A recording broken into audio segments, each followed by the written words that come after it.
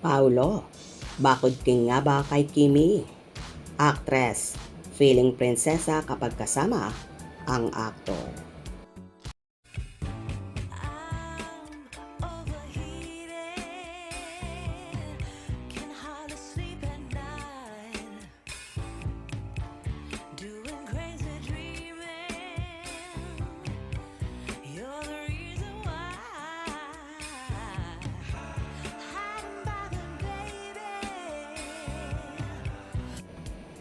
Bakod King ang tawag ng mga fanay kay Paolo Avellino ngayon.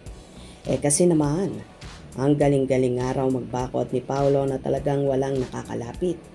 Kay Kim Chiu ha, imagine kahit yata ang mga kaibigan ni Kim, tulad ni Darren Espanto, pati na ang mga kasamahan niya sa noontime show nila gaya ni na Vice Ganda, Vong Navarro, Jong Hilario at iba pa. Hayun nga at hindi halos nakasama si Kim sa mga lakaran dahil tukso nga nila na bakuran talaga ni Avellino. At heto na nga, naglalabasan na mga video at photo na kung saan ay parang binabakuran talaga ni Paolo si Kim na parang wala talagang makakalapit sa kanya kahit nasa harapan nila ng maraming tao ha. Gustong gusto talaga niya kapag binabakuran niya si Kim Bet na bet din naman ni Kim na binabakuran siya. Tawang-tawa nga siya. Ang ganda ng mga photo nila na nakabakod si Paolo kay Kim. Ang lakas ng chemistry nila. Hindi ako nagtataka na happy feel sila ng mga fanay. Happiness radiates when they are together. Lalo na kapag binabakuran ni Paolo si Kim.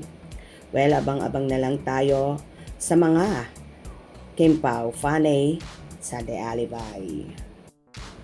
Anyway, nauunawaan naman ito ng mga kasamahan ni Kimi sa naturang programa dahil alam naman nila na kapag in love talaga isang tao, ayaw mawawala sa tabi or paningin nila ang minamahal nila.